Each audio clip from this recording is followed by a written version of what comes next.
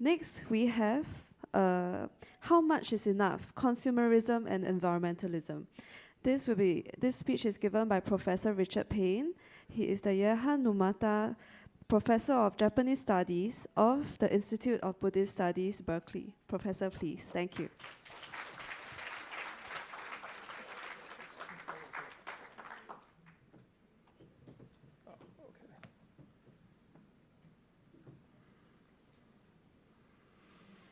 Thank you very much, and I would like to thank you for being here and persevering after lunch, still having your eyes open, being wide awake, being fully awakened, as it were.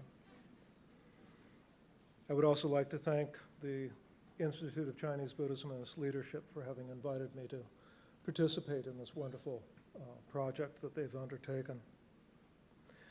The organizers of this program have asked me to discuss ideas from this collection, How Much is Enough? That collection grew out of a conference that was jointly hosted by Ryukoku University in Tokyo and the Institute of Buddhist Studies in Berkeley many years ago. In organizing the collection of essays, I picked up on a strain of thought that informed the original conference. That was the idea of the human environment. And it is that idea of the human environment that I would like to talk about with you today. Originally, I was resistant to this idea, since I thought that it implied a narrower conception, one that limited the discussion only to what directly involved human beings.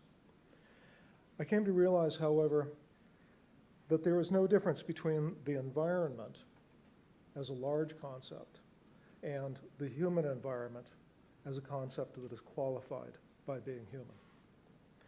And understanding that each implies the other, it is the mutual engagement of the two phrases, each encompassing the totality of our human existence, and therefore the meaning the same thing, that I would like to discuss today. One of the things that I've been saying for a long time is that being a Buddhist makes a difference. Religions aren't all the same. They don't all teach the same thing, and they don't all enable people to live in the world in the same way. What I don't want to do is to reduce Buddhism to a set of doctrinal claims that one is supposed to accept and then follow in the living of one's life. What I understand Buddhism to be is not a belief system, not a system of beliefs that a person is supposed to accept in order to belong to some select group. Beliefs that tell you what is important and how to behave. Instead, it is a way of opening up our awareness so that we can know how things actually work in our world. That was a theme that Venerable Huimin mentioned this morning. Our world of actual existence, rather than an imagined world that is the object of belief systems. I do think that in this less rigid sense, Buddhism points out an understanding of how the world is organized, how it works, and our place in it. Where do I point this? There we go. Our human life is plagued by two kinds of problems, two kinds of errors, two ways that we make mistakes. This is a traditional diagnosis coming out of Buddhist thought of the kinds of errors that we human beings make, mistaken conceptions and what I have called misplaced affections. In other words, we have mistaken ideas about how the world works, and we misplace our emotional attachments by valuing what we should not. The first error is compounded by our past experience. Things used to be one way, and we expect them to continue to be that way. And the second error is compounded by our desires for the future. We feel that certain things are of value and want to go on having those into the future. One specific set of errors that we make, both conceptual and emotional, have to do with our relation to the environment. And those errors are having profound effects on us today all over the globe. We just saw many tragic instances of floods, earthquakes, Some of those are the consequence of the mistaken ideas that we have about how the world works. One of the most important of these is to think that the environment and the economy are separate from one another. And that is a topic that I will come back to at the end of this presentation. Okay. All too often, when the environment is discussed, people think about someplace out there, someplace scenic, like the mountains or a beach, someplace that is separate from where we humans live on our day-to-day basis, someplace that we visit for a day, a weekend, or maybe a week, where we go for vacation. And recently, my wife and I took a day trip to Mount Tamalpais in Muir Woods, which is north of San Francisco. And this is a picture of Muir Woods. It's a beautiful location.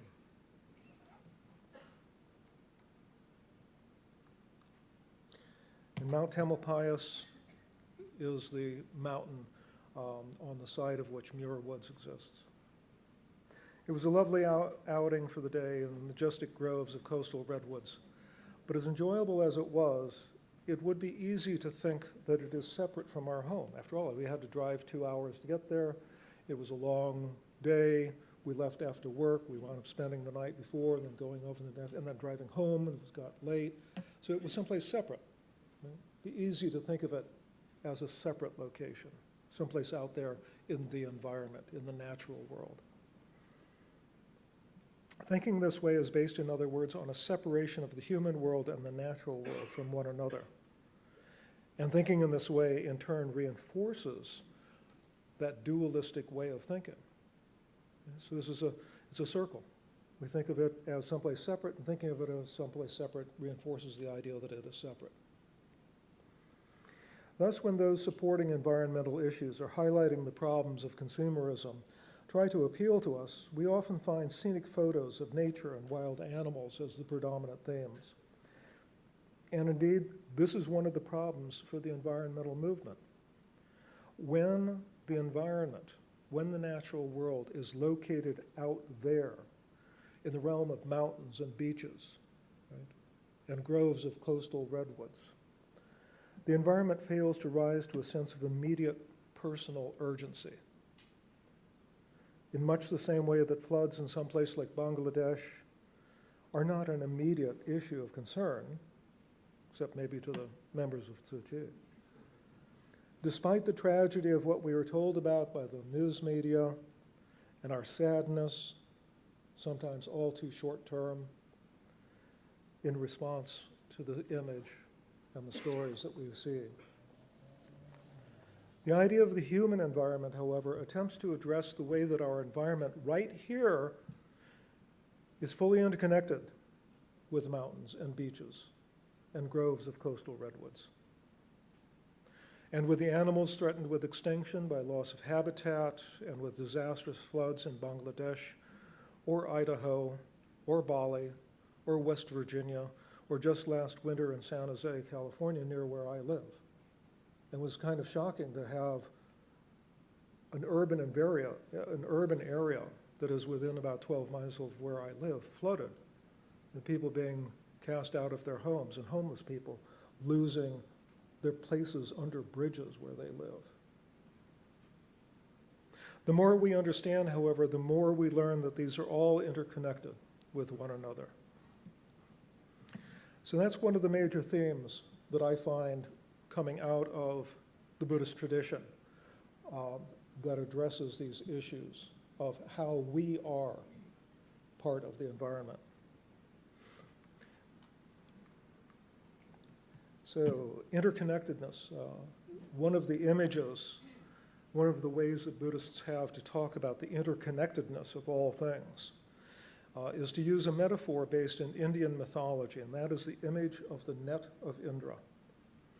Here we see Indra, the king of the gods, from Indian mythology. And the most famous Buddhist source for the image of Indra's net is the Flower Garland Sutra, or the Avatamsaka.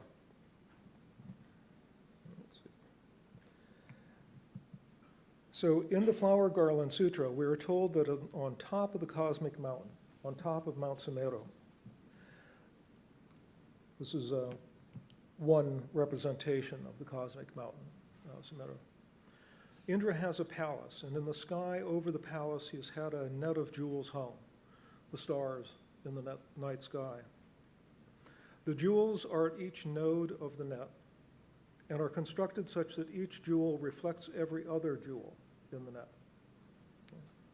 This image of each jewel reflecting every other jewel has been taken as a metaphor for the nature of interdependence, expressed as the interpenetration of being. Everything in the entire universe being connected with everything else, because each thing in the entire universe is present within every other thing. There are connections between each thing that we might encounter. This paper, oh, here it is. Let me wave it around. This paper, okay. That was supposed to be dramatic. Thank you. This building and everything else, every single thing else that we might encounter is interconnected with everything else. So as Indra was to learn, the natural environment is the human environment. What makes Buddhism distinct from the other religious traditions and philosophic traditions of both India and the West is just exactly this unique teaching of interconnection, of interdependence, of emptiness, and of impermanence. So these are three ways of saying the same thing, as far as I'm concerned. Yeah. There are vast Buddhist philosophical tomes that go into great detail about each of these concepts and draw distinctions between them. But as a lived matter, these are three ways of talking about the same thing. Although all three of these terms, and there are many synonyms, are pointing to what I think of as the same set of characteristics, each of them have different nuances. So interdependence, impermanence, and emptiness. Interdependence. This is a form of the teaching that emphasizes that nothing exists independently of other things.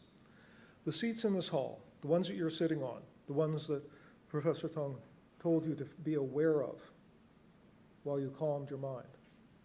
The seats in this hall are each the end product of a long chain of events that stretches back indefinitely.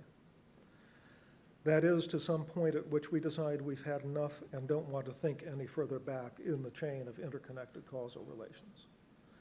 It is we who grow tired of thinking backwards, not the chain of interconnected causal connections that runs out somehow. Each seat was installed by craftsmen. Actually, these were not installed. They were brought in here by the people who work for this organization, for this building. Right? They're brought in here. They followed a plan that was designed by an architect. We have 250 people. This is how you arrange the chairs. The architect was working on the specifications of the building committee, right? The people who designed the building, and which had determined the design and construction of the seats. What kind of seats are we going to have, right? This is a decision that somebody had to make. The seats were built by others in another location from wood and metal, harvested, milled, and mined. Not wood, cloth of some kind. Not so much wood. I'm accustomed to talking to people who sit in the Buddhist Churches of America temples, and they have these pews made out of wood, and they're beautiful. But that's, anyway, no wood seats here, sorry. Okay? But you get the idea that everything involved in having these seats here goes back in a line, in a causal connection, a chain. There was metal that was mined and smelted elsewhere by other workers. The cloth was grown in yet another location, depending upon sunlight and rainfall over many years. While all the workers involved at every stage needed their own food and drink, and were therefore dependent on farmers who grew that food and truck drivers who brought it to market, who needed trucks to be built from steel mined and smelted by others in another location, and so on. The interconnections are not a single line leading back, but rather a network of interconnected events. Indra's net, each node connected to every other node. In the same way, the network stretches out into the future, when at some point these seats might be replaced and the old ones, given to some beneficial organization, right, to be used still again, until finally they're replaced entirely. Thus, everything that exists in an interconnected network with all other existing things. This interdependence is also what is known by the idea of non-dualism employed in discussions of Buddhist thought. Non-dualism is different from pluralism, which is the idea that there are many independently existing things, because nothing exists independently of all things. It's different from the idea of monism, the idea that there's only one ultimately real existent, because it is not the case that there are no real differences between things. Nor is it dualism, the idea that there are fundamentally two kinds of things, because each existing thing is interrelated with other existing things, while at the same time having its own kind of existence. Perhaps it was a family discussion that led to this following example, because the following example is that if you think of a family, right, each member of a family has their own idea about where they want to go on vacation. Right? But as a family, they have shared experiences. And those shared experiences limit the options that they will consider. Last year, we went to the beach. Let's go someplace different this year. Do you remember that lake we went to 3 years ago? Let's go there. Right? Each family member is a unique contributor to this process that leads to a decision. Of course, now you will all want to go to San Francisco and visit Muir Woods and Mount Tamalpais, because you know what a beautiful place it is and it's well worth visiting. So impermanence is another way of expressing a similar idea. It's another way of talking about the same thing. It emphasizes that nothing that exists is permanent. There's no absolute. Nothing is unchanging. Nothing is eternal. So much of religious thought that dominates Western religious culture is based on the idea that there is something permanent, eternal, absolute, unchanging, whether that is referred to as God, the absolute, the universe, when spoken of as a benevolent agency, the soul, or some similar concept. Such systems of thought are formed around a dualistic conception of reality. First, there is this imperfect world. I'm speaking specifically of those that come out of the Platonic, the Greco-Roman traditions of thought that continue to play a very important role in Western religious culture. First, there is this imperfect world, which is only our temporary abode. Right? That's one pole of the dualism. Then there is the timeless and permanent realm of perfection. In dualistic systems of this kind, the individual soul is seen as belonging to that timeless, permanent realm, only temporarily bound by our imperfections and by our body to this realm. Of course, these are characterizations of Buddhist non-dualism and Christian dualism, are gross generalizations. But it's just in that generalized sense that most people live within these frameworks, right? That general way of thinking about things. If you think about this as our human environment that is impermanent, that is interdependent, that's different from thinking about, well, someday I will cast off this realm of imperfection and attain an absolute eternal life.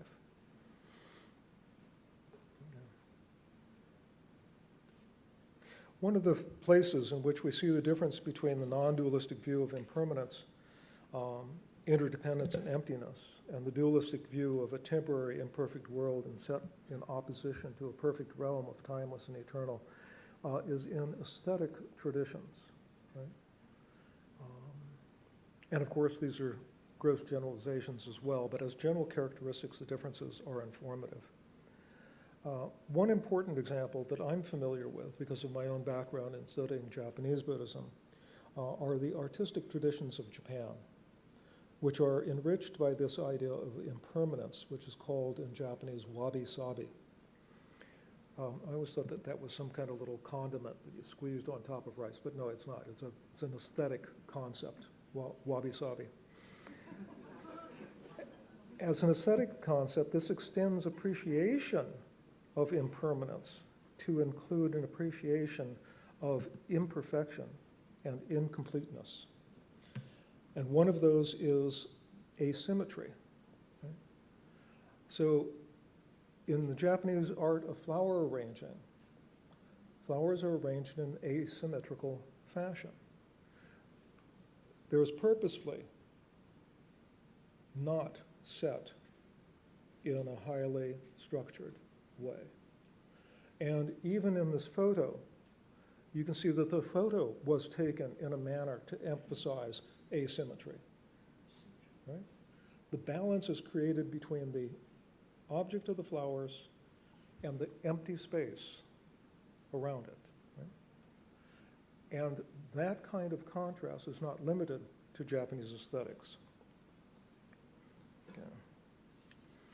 So these are ideas that informed, for example, the development of the international arts and crafts movement in the 19th century, and continues today in the appreciation of handcrafts. The appeal of handcrafted objects is just exactly that they do not have the perfection of that which is made by machines. They show the unique influence of the individual causes and conditions that created them. Gosh, I think I might have time for just a little anecdote. About 2 years ago, a friend of mine and I traveled in Central Asia, and we were at a site of a city that may be 4,000, 5,000 years old. I was astonished to see what an ancient history there is in the countries of Central Asia. And the ground there was covered with pieces of ceramics. There were so many that the archaeologists who were working the site didn't bother to pick them all up. I mean, I'm accustomed to seeing little vases glued together with a number on each piece of the vase and mounted on a little stand and put in a glass box in a museum. And here there were hundreds and thousands of pieces of pottery laying on the ground. And I was walking along, and I found a handle, a little handle from a cup. I don't know what it was from, because it was just the handle. But what amazed me was that I could feel on the inside of the handle the mark of the potter's thumb, who 5,000 years ago formed that handle. An absolutely unique kind of characteristic. No other pot handle has that particular mark. So it's that kind of special, unique characteristic that awareness of impermanence allows us to become sensitive to.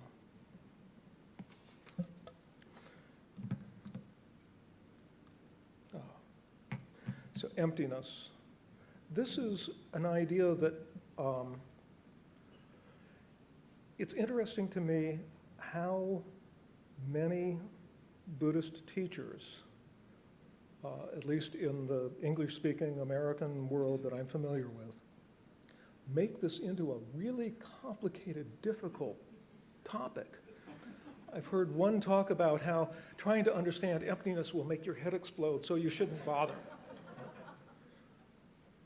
Emptiness is just simply a label for the absence of anything permanent, eternal, absolute, or unchanging. This paper does not have any characteristics that are eternal, absolute, permanent, or unchanging. This paper is empty of any of those characteristics. Emptiness is just a label attached, right? And sometimes I think maybe people, it's so immediate. We're always confronted with emptiness. It's so in front of our eyes all the time that we don't want to see it. Right? That's what makes it hard. It's so obvious.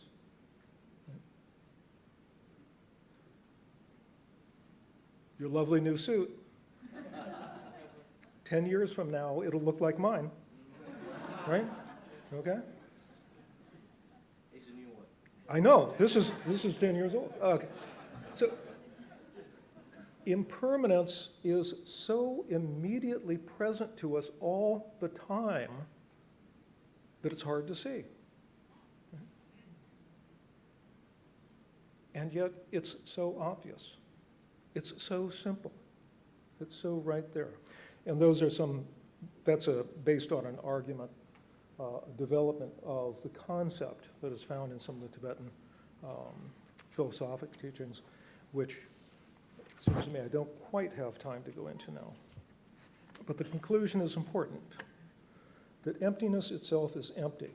It's only a label for an absence. The cup is empty, right? But there's nothing special about the emptiness, right?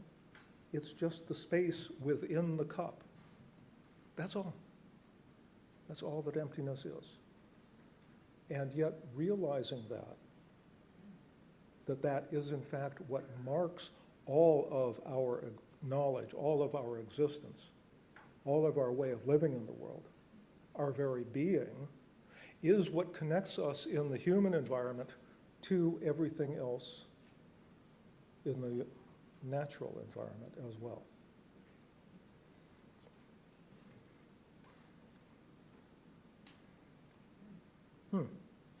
That's not what it says here.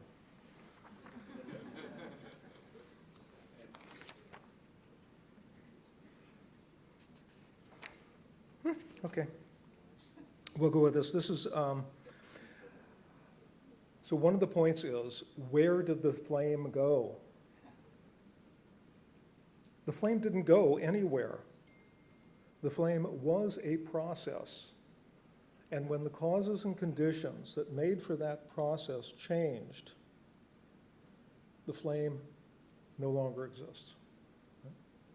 There's nothing permanent. There's nothing eternal, nothing absolute, nothing unchanging about the flame. It doesn't have to go someplace else. It just stops. And it isn't the same flame when it's relit. When the candle is lit again, that's going to be a different flame. It's going to be a different process. Right? It's all an ongoing set of processes. Okay. Let me see if I got the next one. Ah, here we go. I mentioned in the photo of the ikebana, the flower arranging, the photographer had managed to capture the importance of the empty space. And that, I mentioned, is a principle also found in Chinese landscape painting as well. You see here, there's a lot of empty space represented in the landscape. I don't know why, but it's part of what holds the balance. Right? The empty space in the painting is not non-existent. It's part of what balances the whole painting. Okay.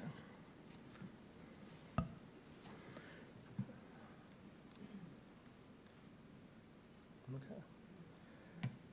So we're going to return now to Indra's net.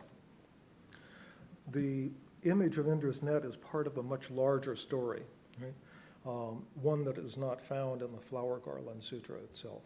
This is characteristic of much of Indian mythology, much of Indian storytelling. There's various pieces of stories that are found in different texts. But in another piece of the story, Indra, who we saw riding that big elephant, right, became the king of the gods after only after a very long struggle, during which he led the gods to triumph over their enemies, the demons. And as king of the gods, he then commanded a great palace to be built on the top of the cosmic mountain, Mount Sumeru, which we saw earlier. He ordered Vishvakarman, the craftsman to the gods, what today we would call a general contractor, to begin building. And each month, Indra went to the building site and after viewing it, made suggestions about additions or improvements, what today we might call change orders. But gradually, Indra's visits became more frequent and his orders for more expansions became more elaborate. Eventually, he was on the construction site all day, every day, proposing new expansions of gardens in this direction, pavilions over there. Wouldn't that look really good if we had some pavilions over on this side? Yeah. And how about another tower there? And of course, to accent the tower, we need a mountain range behind it. And then on the other side of a mountain range, an ocean, right? Indra's got big ideas. He's king of the gods. And he's willing to expect Vishvakarman to fulfill all of his fantasies about what his celestial palace should look like. Vishvakarma eventually became greatly troubled by this. So he called on the guru of the gods to visit Indra. Indra welcomed his guru and invited him to take tea. While seated on their lounges, the guru turned the conversation to Indra's new palace. And while Indra was expounding on the wonders of his creation, the guru looked at a line of ants crawling across the floor. Okay, everybody in your mind see a line of ants crawling across the floor? Got that? And the guru smiled. And Indra, in the midst of telling all those wonderful things that are going on with his new construction, with his big palace, suddenly the guru is looking at this line of ants and smiling. What's going on here? Right? So he says to the guru, why did you smile? And the guru pointed to the line of ants, which had now swelled in width, becoming many hundreds wide, right?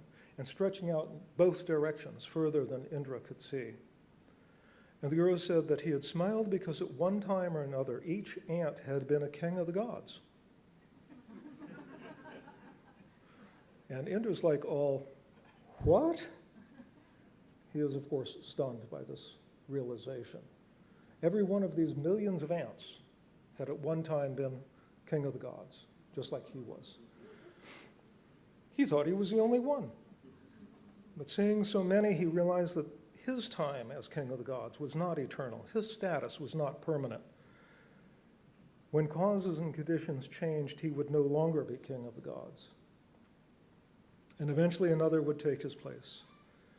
He also realized that his desire for an ever grander palace was driven by the delusion of permanence, the mistaken conception that he could have it as his home forever and ever, and the misplaced affection, the emotional desire to have it be the biggest and the best. So the net of Indra helps us by providing an image of everything being interconnected with everything else. And the story teaches us that there is no permanent existence because the causes and conditions of the existence of each thing stretch out indefinitely in all directions, like the reflections of jewels in the jewels of Indra's net. Changes anywhere in the net reverberate back through the entirety of the net. We, whether human beings or gods, are part of the same totality, the same environment. So the natural environment is the human environment. Now, I'll come back to the theme that I mentioned at the start. You may, being sophisticated professionals and business people, be going, oh, that's a nice story, but what does it have to do with real life? Yeah, okay, so we come to the symposium and we learn about Buddhism, and that's nice, but then on Monday we got to go back to real life and earn a living, make a product, generate a profit. What does this have to do with real life? What is this nice story about Indra's net and the interconnectedness of all things? It is in this sense, then, that the human environment and the natural environment are not two distinct and separate realms existing independently of one another. Because we are connected with all existing things, our decisions and actions are connected with all existing things. What we purchase, how we treat others, how we treat the environment, the human environment that is continuous with the natural environment, can be guided either by the dualistic delusion that we can exist permanently in a realm separate from the natural world of change, or in the realm of impermanence, of interconnectedness, of emptiness, as was Indra by the delusion of permanence, or by an awareness that we are exactly ourselves, part of that natural world of change, impermanence, interconnectedness, emptiness. One term that I've been using here frequently is interconnectedness, as in the jewels of Indra's net. Not only is each thing reflected in the other, but there are strands of the web linking all the nodes to one another. If we change our point of reference, our frame of reference from the environment to the economy, we see the same principles at work. So let me emphasize that these are principles. These are ways of thinking about how the world works. These are not doctrinal claims that you're supposed to accept and believe in, contrary to evidence. These are principles about how one can see the world and make sense of it. What I learned in my introduction to economics class a long time ago is that the driving force of economies is consumption. People need things. And indeed, the capitalist system is a pretty good way of making sure that they can get what they need.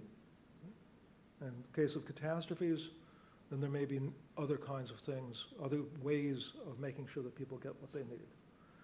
But in general, most of the time, the capitalist system is a pretty good way of making sure that people have the opportunity to get what they need. When people buy things, that is the demand for goods and services, this functions as a stimulus that leads to more production for those goods and services, which employs people who then have money to purchase what they need. That is a demand that creates more production to supply what is needed. Okay? This is an interconnectedness between every stage in the economic process. As such, the capitalist system is a workable system for meeting people's needs for things, for goods and services. But there are two ways that the system can be distorted. Excuse me, I distorted that word. Okay? Distorted. The capitalist system can be distorted in two ways, and those make it dysfunctional. And we can see these two as manifestations of the two kinds of errors that we discussed previously. The first, the mistaken conception, is a tendency to think that some parts of an economic system are stable, are permanent. And this is easy to see in terms of substantive parts of a system, such as gold. When there are political instabilities, people buy gold, holding on to it as a stable and permanent part of an economic system. Yet gold only has value if it can be converted to something else. It is not in itself valuable. You can't eat it, but only valuable in relation to other things, and that includes other people who want gold. I'm old enough to remember when the United States went off the silver standard. When I grew up, all of the dollar bills, they said, silver certificate on top. And that meant that you could take the dollar bills to the federal government in a bank somewhere, I have no idea where, but you could take it to the federal bank and say, okay, I have $21 bills that are silver certificates, give me $20 worth of silver. Right? And at some point in the late 60s, early 70s, the United States went off the silver standard. You could no longer exchange those pieces of paper for pieces of silver. Right? And I had a really hard time explaining this to a friend of mine that I was working with, that it didn't matter anymore. Right? It had never mattered because it was just an agreement.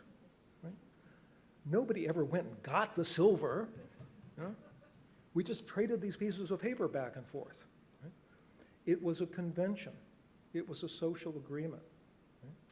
The paper itself was not particularly valuable, and in fact, it didn't particularly change its value when it was no longer convertible to silver.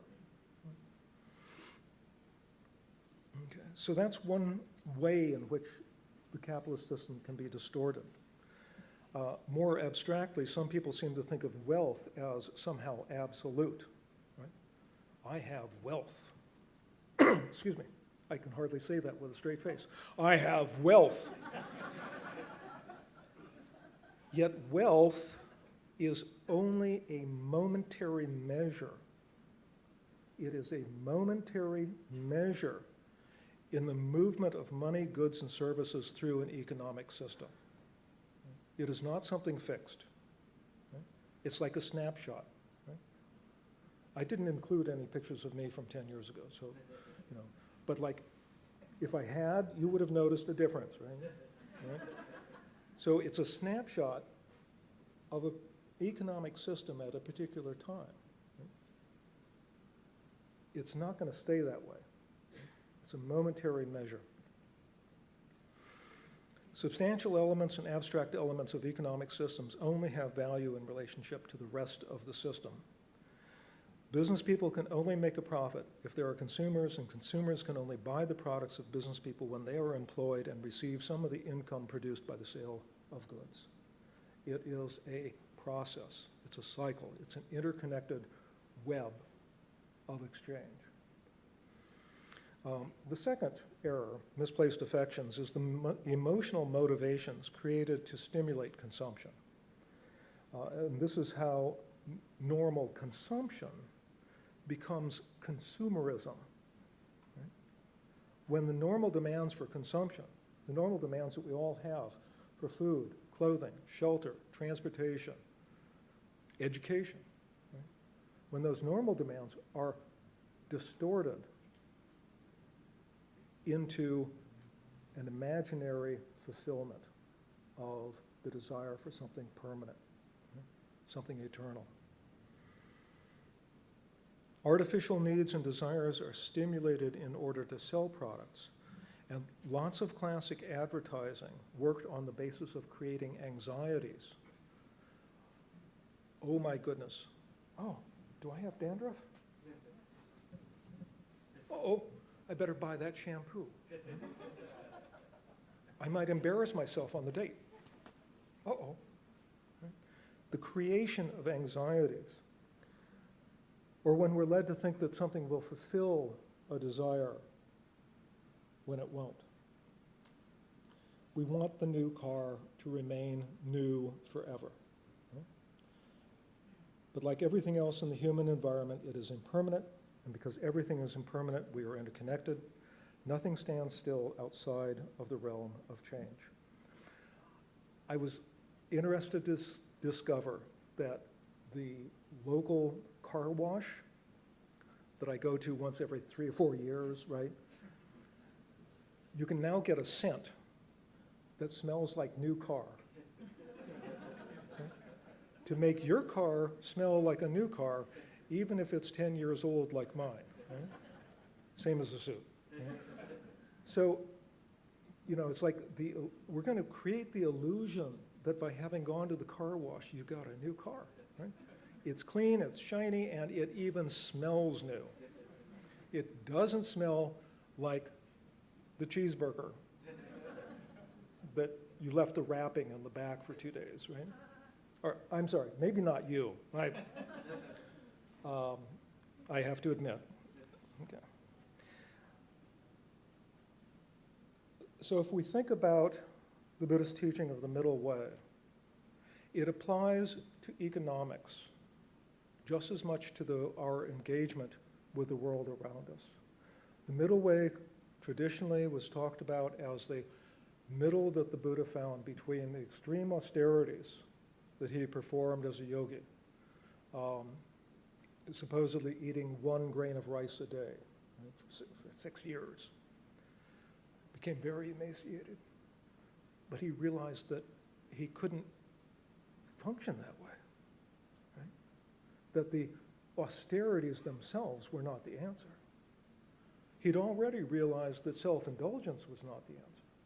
his life as a prince, when he'd had all the finest foods, right? He'd had a coterie of attendants, a harem of women, right? That also, that self-indulgence was not the answer.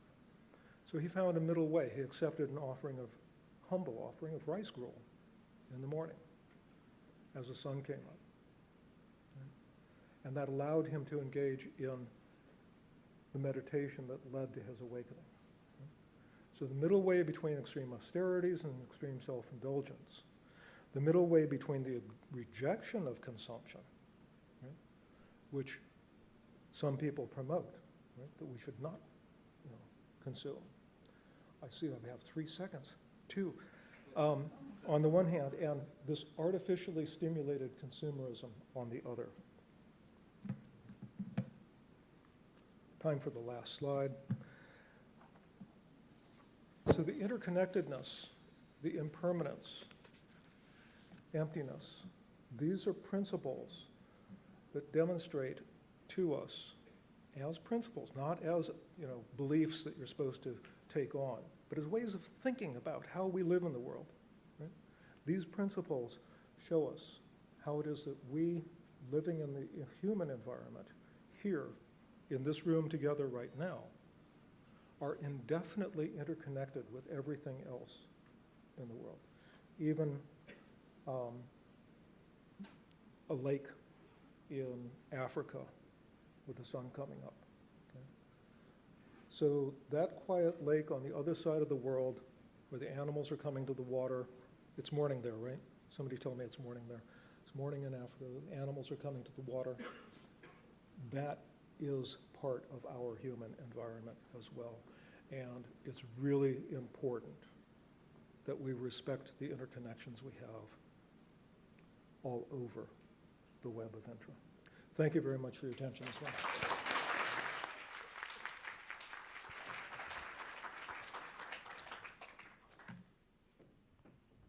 Thank you very much, Professor Payne. Now we'll be having a short 15-minute break. Please be back by 3:25 for our next part of our program, which will be a panel discussion. We'll see you back at 3:25. Thank you.